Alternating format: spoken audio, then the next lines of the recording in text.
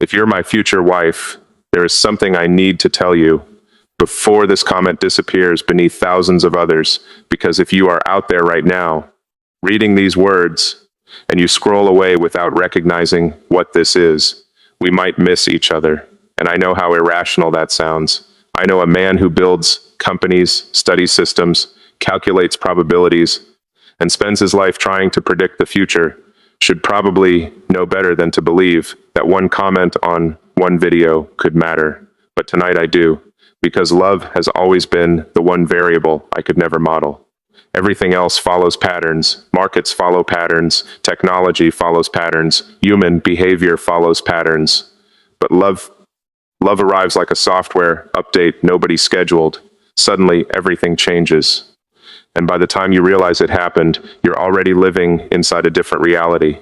So if you're my future wife, I need you to listen carefully, because this might be the closest thing I've ever made to a confession.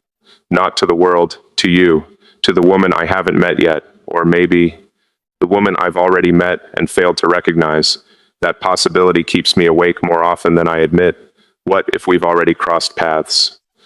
What if you stood in front of me somewhere and I was too distracted to notice? What if I was thinking about deadlines while you were becoming one of the most important people of my life? What if fate introduced us and I accidentally walked away? Do you ever think about that? Do you ever wonder whether two people can miss each other by only a few seconds and spend years feeling the consequences? Because I do. More than I should. Sometimes I imagine you living your ordinary day. Maybe you're making coffee. Maybe you're reading something before bed. Maybe you're carrying a sadness nobody around you fully understands. Maybe you've become so used to being strong that nobody notices how tired you are. And somehow, the thought of that hurts, because if you're my future wife, then your struggles matter to me already, even before I know your name, even before I know your voice, even before I know whether you exist on the other side of this screen. That sounds impossible. Yet here I am, thinking about someone I cannot prove exists. Feeling protective towards someone I've never held, missing someone I've never met. Tell me something. Have you ever felt lonely in a crowded room? Not physically alone, emotionally alone. The kind of loneliness where everyone sees your smile, but nobody sees the weight behind it. The kind where you start wondering whether deep connection is something other people get to have. The kind where you begin lowering your expectations because disappointment feels safer than hope. I wonder if you've felt that, because I have. Not the loneliness of isolation, the loneliness of success, the loneliness of becoming the version of yourself everyone admires, while secretly wondering whether anyone truly understands you. People think achievement solves loneliness. It doesn't. Sometimes it amplifies it. The higher you climb, the fewer people can see what it cost. And eventually you start asking a terrifying question. Will anyone ever love the person behind the accomplishments? Not the image, not the reputation, not the story, the actual person. The flawed one, the uncertain one, the one who has doubts at 2 in the morning, the one who occasionally fears he is building everything except the life he actually wants. Maybe that's why I'm talking to you tonight. Because if you're my future wife, I don't want you falling in love with the version of me the world sees. I want you to know the version nobody sees, the man who still questions himself, the man who still worries, the man who sometimes stares at the ceiling wondering whether he's accidentally prioritizing ambition over connection. And maybe that's where my fear begins. Not fear of commitment, not fear of love, fear of finding you too late. The fear that while I'm building a future, I'm overlooking the person I'm supposed to build it with. That thought follows me everywhere, because time is strange. When you're young, you think you have endless amounts of it. Then one day you realize life is not measured by years, it's measured by opportunities, conversations, moments, people, and missed chances, especially missed chances. Those become ghosts, and I have enough ghosts already.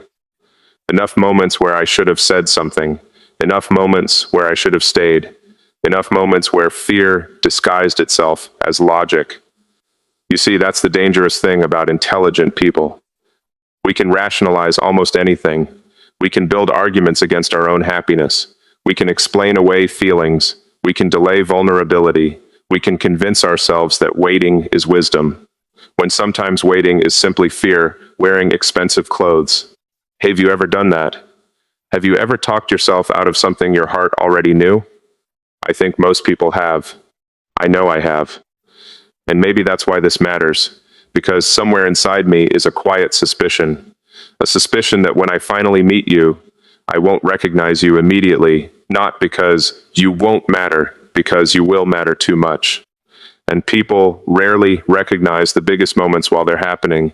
They recognize them afterward, when it's almost too late, when the train is already leaving, when the door is already closing, when the silence has already done its damage. That possibility terrifies me, which is why I'm saying something unusual tonight. If these words resonate with you, stay for a little while. And if you decide to subscribe, maybe I'll keep leaving these messages where you can find them. And before you go, tell me where you're watching from, because part of me wonders how far apart we are tonight. There is another reason I'm making this confession, a reason deeper than everything I've said so far. But I'm not ready to tell you yet, not because I'm hiding it, because saying it out loud makes it real. And once it becomes real, I can't take it back. What if I told you there was a moment in my life that permanently changed how I think about love? A moment that made me realize how easily someone can lose the right person without even understanding what they're losing. A moment that still follows me, a moment connected to why I'm speaking to you now. I haven't told you the real reason yet, and honestly, I'm not sure you're going to like it when I do, because it reveals something about me that most people never see. Something vulnerable, something uncomfortable, something that almost convinced me that love was a risk I shouldn't take. And if I'm being completely truthful, there are nights when that fear still wins. There are nights when I wonder whether choosing love is the most courageous decision a person can make, or the most dangerous, because once someone truly matters, you give fate leverage. You create the possibility of loss, and loss changes everything. Which brings me to the question I can't stop asking. What if you're already closer than I think? What if you've already left a comment somewhere? What if we've already passed each other in the noise of the world? And what if the reason I'm making this video isn't to find you, but because, deep down, I'm afraid of what happens if I don't? Because there is a truth I have been carrying for years, a truth connected to someone I never expected to lose. And before I can tell you what I really want from love, you need to understand what that loss taught me. Because that's where this story actually begins. I wish I could tell you that what happened taught me something simple, something clean, something inspiring. But it didn't. It left a scar. And scars are complicated things. People think scars are reminders of pain. They're not. They're reminders of who we became because of pain. Years ago, I believed love would arrive logically. I thought there would be certainty, evidence, a clear signal.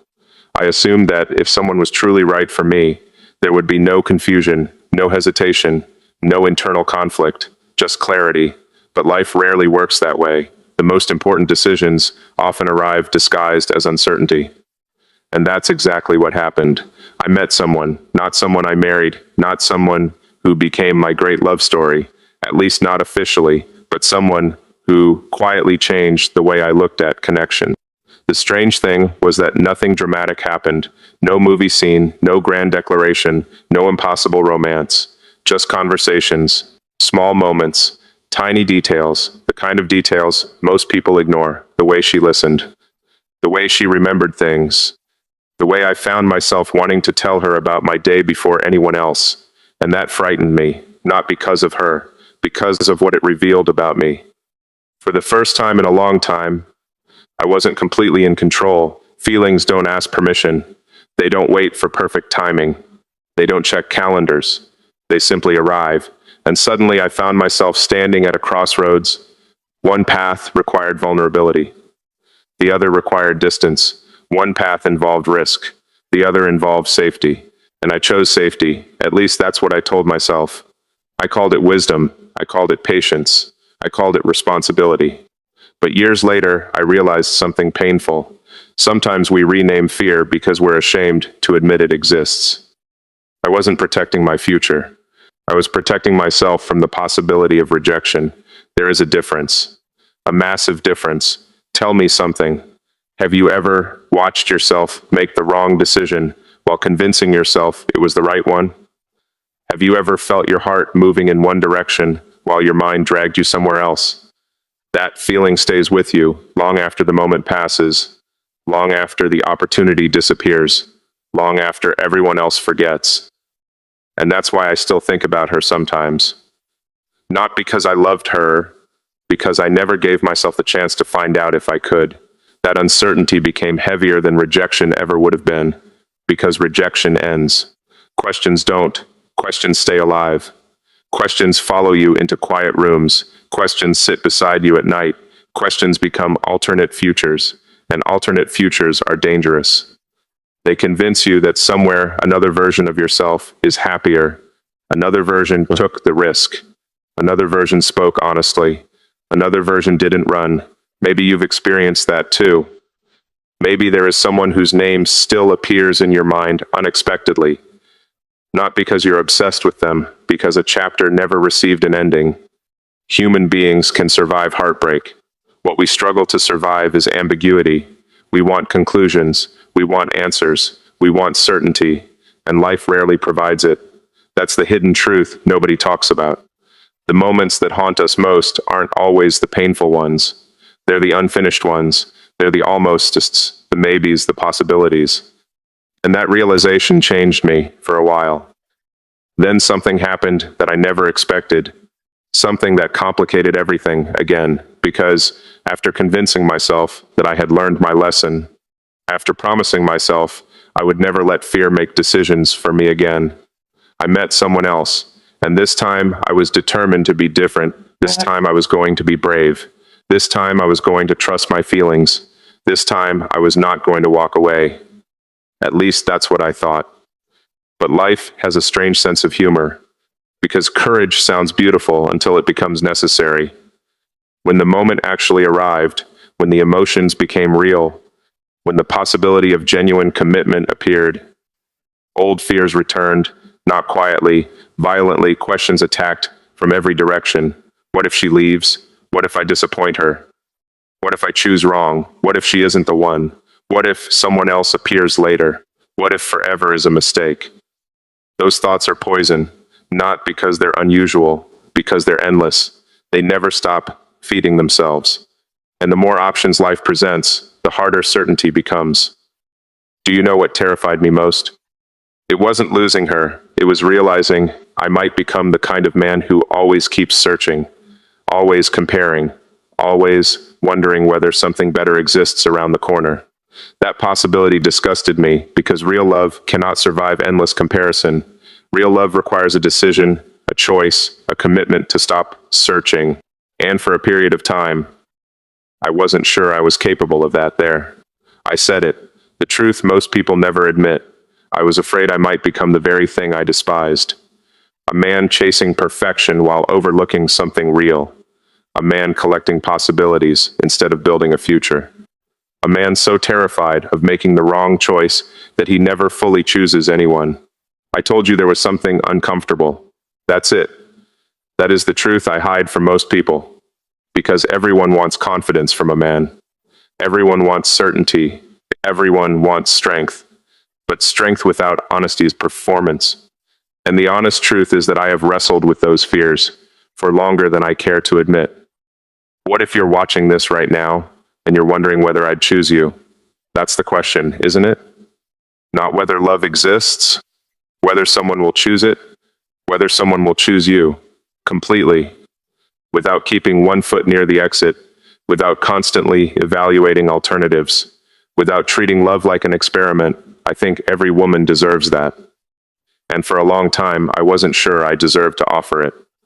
Then something happened, something that shook me harder than any heartbreak, harder than rejection, harder than regret.